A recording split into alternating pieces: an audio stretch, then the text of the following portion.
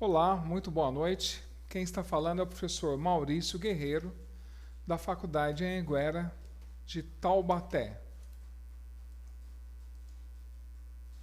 O nosso coordenador de curso, o professor Ricardo Saad, coordenador do curso de Ciências Contábeis da Faculdade Anhanguera de Taubaté. Muito bem, nossa disciplina é Contabilidade Comercial, né? Nós já tivemos 2 aulas sobre contabilidade comercial, onde inserimos aí o conceito de contabilidade, onde que ela nasceu, como que ela surge, as necessidades dos registros, a necessidade da legalização da empresa junto aos órgãos competentes, e agora daremos início. Todas as aulas eu sempre menciono, né? Nossa avaliação vai ser no dia 9/4.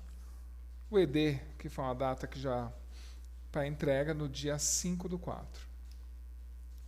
Então, diante da necessidade de tecer observações a respeito dos registros, que é o que origina qualquer elemento empresarial, né?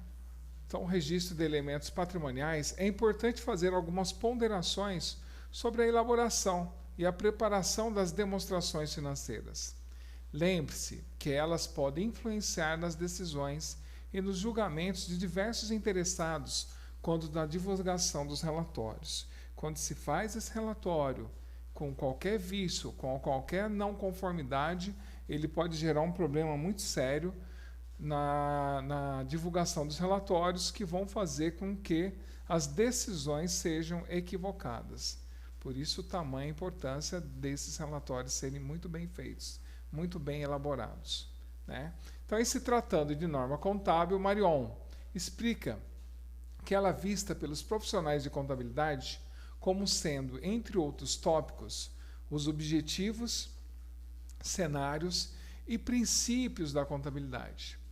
Desde já, ressalvamos que, apesar de parecerem similares em todos os países, como se lê, as demonstrações financeiras apresentam diferenças decorrentes de uma variedade de fatores sociais, econômicos e legais, ou seja, né, cada país tem as suas particularidades, né? Pois bem, de forma bastante simples, Ludícibus e Marion explicam que o balanço patrimonial é constituído de 2 colunas.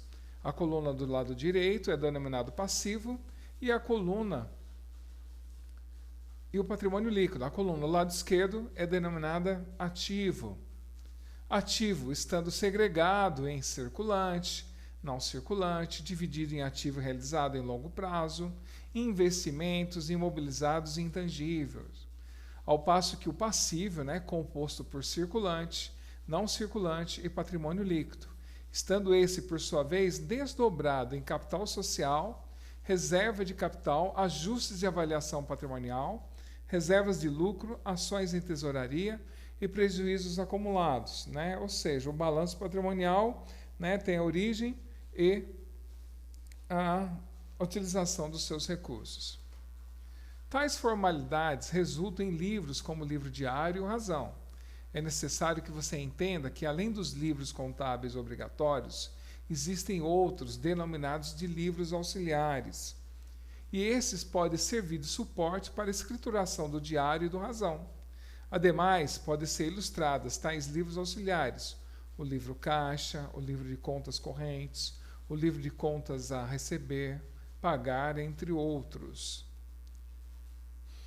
Existem alguns aspectos legais que é importante a gente ressaltar. Então, os empreendedores informaram que contratarão a Ângela, uma contadora, para gerir a área administrativa e financeira, uma vez que Rafael é da área de informática e teria muita dificuldade em conciliar a nova função com a manutenção do marketplace. Então, dentro daquele exemplo que nós temos no livro texto, né, que é um grupo que se juntou, fez uma sociedade, que investiram dinheiro, que tem um investidor anjo, que é uma startup, que está numa incubadora, né, que já está lá com um nível de marketplace, estão fazendo faturamento, e agora eles resolveram que o Rafael, é melhor deixar o Rafael lá na manutenção, né, na função de manutenção do marketplace, e contratar Ângela, que é uma profissional da área financeira, né? A Ângela, ela questiona você se foram abordados os aspectos tributários na análise de formalização do contrato, uma vez que, dependendo da classificação da sociedade escolhida, bem como da existência de algumas restrições legais, a carga tributária sofreria uma alteração significativa, impactando no modelo de negócio. Por isso que é importante a gente saber qual modelo de negócio nós vamos fazer, qual tipo de empresa vai ser realizada. Né? Você tem que fazer uma análise, por isso que eu falo que o contador ele é um analista, né? Ele tem que pegar o seu cliente e tirando as informações para ele poder desenvolver da melhor forma possível e fazer a classificação correta. Né? O próprio Daniel também questionou se os empreendedores foram orientados quanto aos direitos e às obrigações dos sócios e do investidor anjo em relação à funcionária Ângela. Né? A gente falou bastante sobre deveres, obrigações e direitos, né? Aula passada. Por fim, os sócios questionam sobre a necessidade ou não de se contratar um contador exclusivo e se diante do ambiente de negócio que estava sendo modelado, se esse era possível a emissão de uma proposta de serviço para a Betacream, considerando um compartilhamento de estruturas e recursos humanos. Entretanto, questionou-se o vínculo empregatício, pois os sócios demandam que esse profissional cumpra horário nessa nova empresa, demonstrar a possibilidade de terceirização dos serviços contábeis e se há economias com isso. Então, vocês, consultores, né, devem ficar atentos a esse questionamento e fazer um estudo, né, um aprofundamento, para que possa responder ao seu cliente quanto aos questionamentos aí pertinentes. Diante das dúvidas e dos demais aspectos levantados a serem analisados em termos de planejamento empresarial, será necessário que você, como um consultor, elabore, a partir das características, questionamentos trazidos a respeito do negócio, um parecer sugerindo um modelo de negócio que poderia ser implementado. Qual modelo pode ser implementado mediante essa demanda, essa necessidade dos meus sócios, né? Dos sócios. E você, como consultor, como pode resolver, elaborar e justificar as demandas. Contemple nesse relatório de negócio da Betacream um breve relato sobre as expectativas dos empreendedores e também sobre as questões legais ou normativas, se aplicável. Crie, com a exposição de um ambiente de accountability ao novo negócio que se inicia. Né? Então, a gente colocou até aqui uma definição, né? Accountability pessoal, é uma prestação de contas com responsabilidade e geração de respostas com resultados, e indica a necessidade individual de qualidades naturais. E, na tradução literal do accountability, ele seria algo como prestação de contas, responsabilização. Então, quando se fala na função de accountability das empresas, é incentivar a cultura da proatividade, do comprometimento com os resultados mais satisfatórios e processos mais eficientes. Quando tecemos os primeiros comentários a respeito dos aspectos legais em que estão inseridas as sociedades mercantis, nos vem à mente de forma imediata aqueles relativos ao registro público de empresas e atividades afins. De início, é importante lembrar as palavras de Menosa, 2011, página 11, a respeito do regime jurídico e da livre concorrência. Princípio geral de nosso ordenamento constitucional é a liberdade de iniciativa econômica privada, pela qual qualquer sujeito pode iniciar e desenvolver a atividade econômica, inclusive a atividade empresarial. Né? Esse é um princípio bem bacana que no Brasil nós temos, é de ter essa liberdade de iniciativa econômica. Alguns países não têm, gente, por isso que se ressalta aí a importância de se falar desse princípio. Né? Palocci explica que o empresário que opera no mercado pode realizar as práticas e estratégias que entender oportunas para expandir sua empresa, mas esse comportamento não deve ultrapassar os limites éticos e legais para obtenção da finalidade constitucional, mas ser inspirado na correção e lealdade. Então, nós podemos utilizar as estratégias aí para se ter uma melhor colocação no mercado, desde que não se falte com a ética, né, e com os princípios legais já determinados pelo nosso país, né. Diante de aspectos que cercam a estratégia de determinada sociedade, na fase pré-operacional, antes de começar o processo, é importante ressaltar que os sócios devem elaborar um planejamento eficaz. Por vezes, é aconselhável até que façam antes mesmo de arquivar os documentos de seus atos constitutivos. Ou seja, né, gente, na fase pré-operacional, verificar com eficácia e eficiência o que se quer fazer, como vai fazer, como se vai operacionalizar, quais são os ciclos, né, quanto tempo você demanda de fluxo de caixa até que comece a aparecer os seus clientes. Então, é muito importante esse planejamento para que as empresas depois, já constituídas, não venham aí ter que fechar.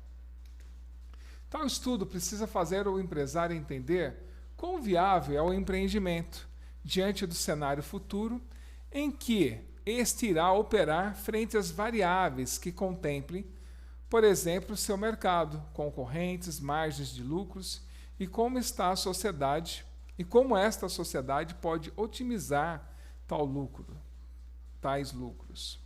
Nesse sentido, a carga tributária a ser suportada pela sociedade deve ser minuciosamente estudada, haja vista seu impacto nas operações de curso e futuras.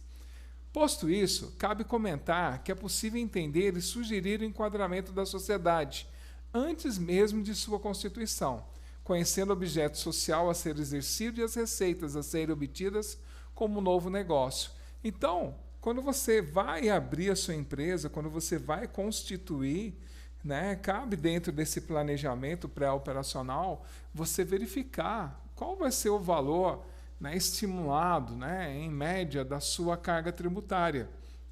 Estudar realmente qual será o enquadramento, qual vai ser o objeto social, qual que é a percepção de receita no primeiro momento do processo. Diante desse assunto, é necessário que se defina o termo sociedade empresária, né? Tomasetti, ao explicar o termo, nos deixa o entendimento de que, numa visão mais ortodoxa das sociedades, entende-se que elas são criações do Estado, que lhes dá consideráveis vantagens econômicas, como a limitação de responsabilidade dos sócios, sendo natural o interesse público a sua regulamentação. Então, a sociedade, né, o Estado, ele faz a regulamentação da empresa e lhe dá aí todas as vantagens econômicas para a sua concepção, né? E mais, Teixeira lembra que nas relações societárias, ou seja, entre os sócios e entre estes a sociedade, não se aplica o Código Civil de Defesa do Consumidor, uma vez que não se trata de relação de consumo, sendo, portanto, aplicável às regras do direito das sociedades, Código Civil ou leis especiais. Então, o endereçamento para quaisquer não conformidade está dentro aí dos direitos da sociedade que se aplica no Código Civil ou leis especiais.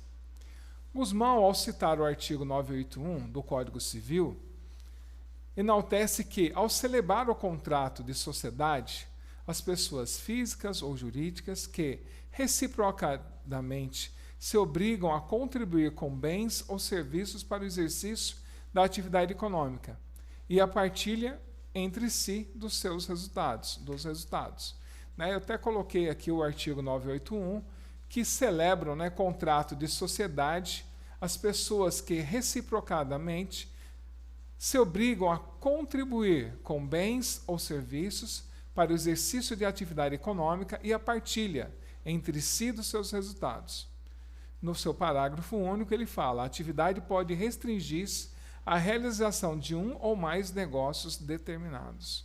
Então, eu posso ter não somente um negócio, como posso ter vários outros negócios aí determinados.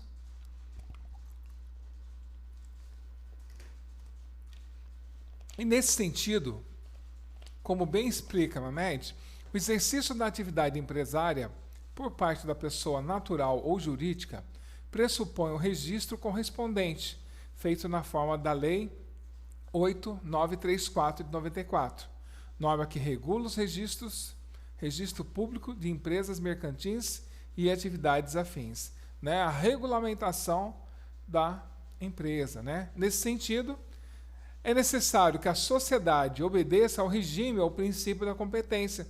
A gente falou isso na aula passada, né? Que estipula que as receitas e as despesas sejam levadas ao registro contábil, livros próprios, independente de terem recebidas ou pagas.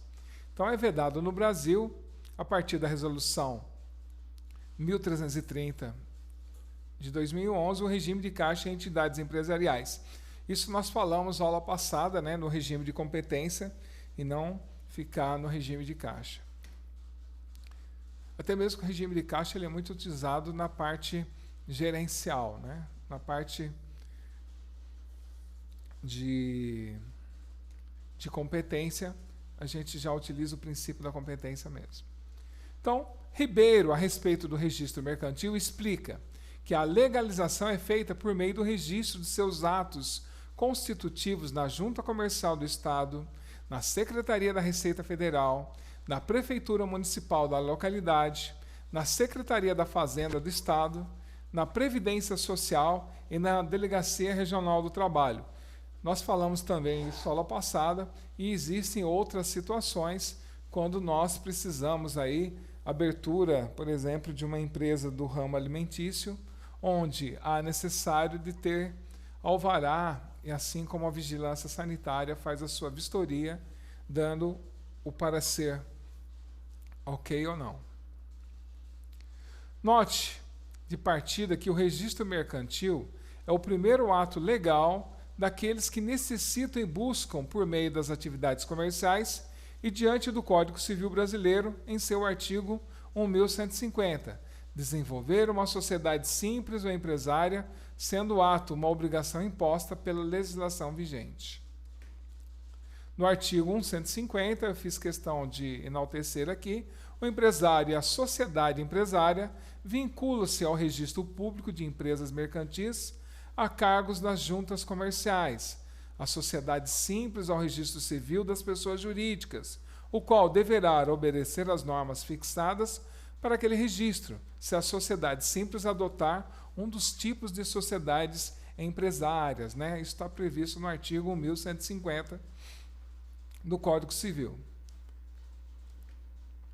Ribeiro, em 2013, a respeito desse assunto, explica que a legalização é feita por meio do registro de seus atos constitutivos, como a gente já falou, né, na Junta Comercial, na Secretaria da Receita Federal, na Prefeitura, na Secretaria da Fazenda, na Previdência e na Delegacia Regional do Trabalho. Se porventura surgir a dúvida de onde podem ser encontradas tais juntas comerciais, né, como também já falamos na aula passada, né, no Brasil, todos os entes federativos e o Distrito Federal possuem uma junta comercial. Como explicação inerente ao não registro, Sanches expõe que irregular está todo empresário que não arquivou seus atos constitutivos no órgão do registro empresarial ou não cumpriu com alguma das formalidades tidas como obrigatórias. Se eu não abro a empresa, eu estou de forma irregular. Se eu abro a empresa e não possui, por exemplo, alvará para funcionamento, eu continuo de forma irregular. Em reforço ao assunto, Ribeiro relata que a legalização é feita por meio do registro dos atos constitutivos na Junta Comercial, na Secretaria da Receita Federal, na Prefeitura da localidade, e assim sucessivamente, a gente já falou, né, na Previdência Social e na Delegacia Regional do Trabalho. A respeito da personificação da sociedade e seus efeitos e classificação, Simão Filho ainda explica que, no Brasil, o sistema legislativo prevê a existência de dois grandes grupos de sociedades compostas das sociedades não personificadas e das sociedades personificadas. Então, o que é isso, gente? As sociedades não personificadas, conforme artigo 986 a 996 do Código Civil, por sua vez, não possuem personalidade jurídica, por não possuírem registro. São espécies de sociedades não personificadas. A sociedade em conta de participação, a sociedade comum, também chamada de irregular ou de fato. Se eu não tenho meu registro, eu sou uma sociedade não personificada, né? Pelo que se observa, as sociedades não personificadas, de acordo com o Código Civil, são previstas duas espécies, ou seja, a sociedade em comum e a sociedade em conta de participação. Quais tipos de sociedades personificadas? Uma sociedade personificada pode ser subdividida em duas classificações, visto a abrangência de sua denominação. Consequentemente, há uma variedade de espécies às quais pode se encaixar como uma sociedade empresária, sendo a sociedade anônimas, as CSAs, e as sociedades limitadas, os exemplos mais comuns. Existem diferentes tipos de sociedade empresarial, e cada um define essa relação com diferentes condições de participação. Considere a existência dos seguintes tipos de sociedade empresarial. Então, agora a gente vai falar sobre algumas e exemplificá-las, tá bom, gente? Então, sociedade simples é uma empresa de sociedade simples composta por prestadores de serviços, aqueles profissionais que têm a profissão como sua principal atividade no mercado ou simplesmente executem na empresa. De uma maneira generalizada, esse tipo de sociedade necessita de um registro de classe para ser formado, como o caso do CREA, que habilita o trabalho de corretores de imóveis. Para formalizar esse tipo de sociedade, não é necessário o registro na junta comercial, mas é essencial que ocorra o registro no cartório e registro civil de pessoas jurídicas. Então, ela fica aí a sociedade simples.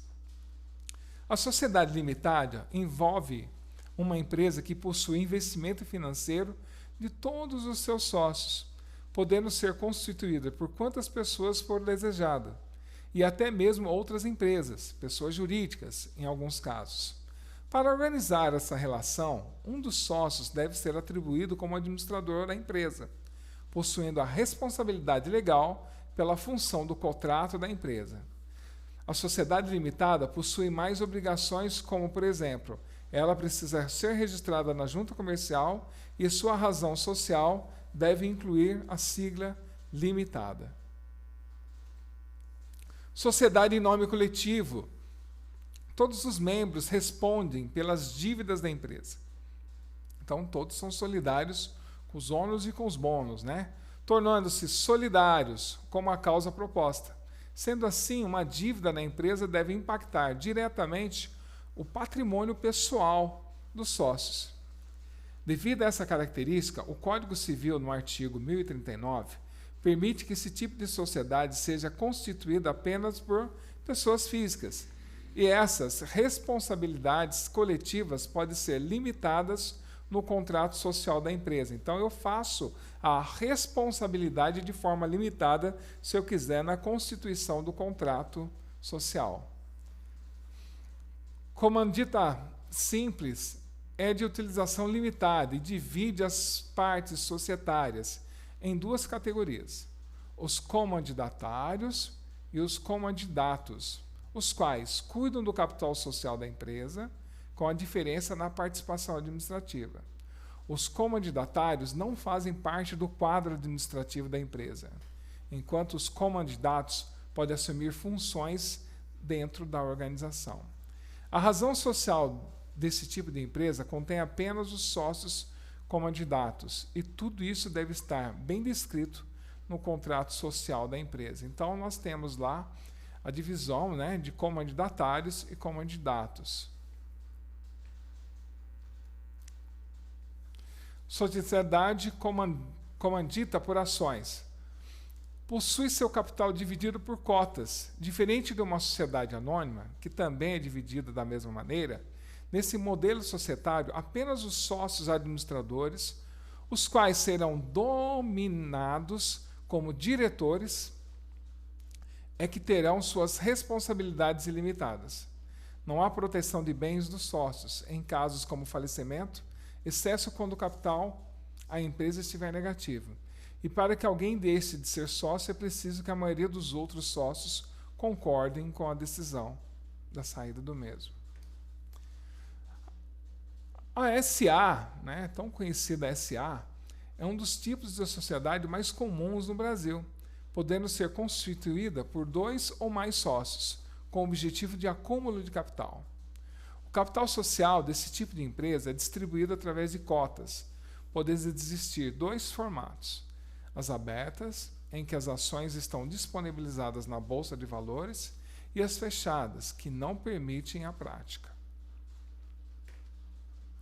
Sociedade cooperativa pode ser dividida em 3 categorias: singulares, as quais são formadas apenas por pessoas físicas, com possibilidade de exceção; federações cooperativas, compostas por pelo menos 3 sociedades cooperativas singulares, com a possibilidade de exceção para associados individuais; e as confederações de cooperativas, compostas por 3 ou mais federações cooperativas. Até 2003, somente era possível constituir uma cooperativa na condição de reunião de no mínimo de 20 pessoas para realizar sua abertura, o que foi revocado pela Lei 10.406 de 2002. Sociedade em cota de participação. Pode envolver 2 ou mais pessoas, com a condição de que ao menos uma delas seja comerciante, não havendo registro de firma social e tendo como objetivo o lucro em operações muito específicas na área comercial. A grande vantagem desse tipo de sociedade é a dispensa de burocracias exigidas, em outros casos, servindo o propósito pontual de interesse mútuo entre as partes, além de um prazo específico para o fim da sociedade. Por exemplo, um investidor anjo percebe que uma startup de tecnologia possui um ótimo time de programadores. Esses programadores podem se organizar em uma sociedade em cota de participação, que seja uma software house, atuando como sócios ostensivos, enquanto o investidor figura como sócio oculto. Sociedade de advogados.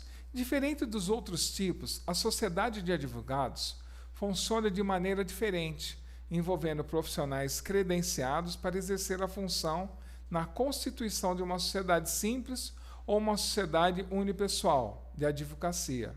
Sociedade unipessoal. O advogado participante de uma sociedade não pode fazer parte de outras, e a legislação prevê que o nome dessa sociedade faça referência a um dos associados.